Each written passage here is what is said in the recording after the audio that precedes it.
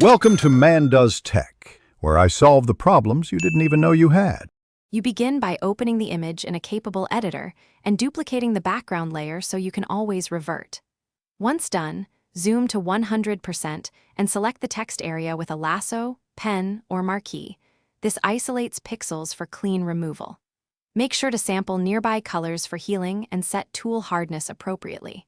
You'll want to use content-aware fill or a clone source next, because these let you match texture and lighting rather than leaving flat patches.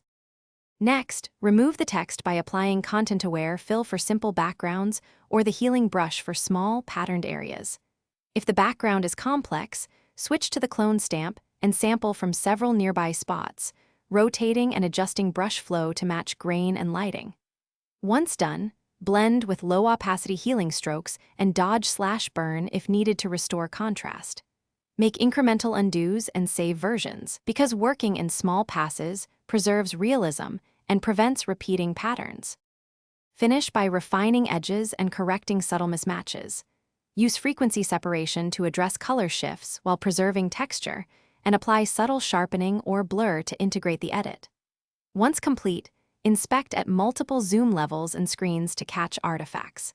If you see repeating patterns or halos, resample a different area and reclone, or use the patch tool to rebuild problem zones. A key troubleshooting tip: undo only the last small change and work from a saved duplicate to avoid losing earlier fixes.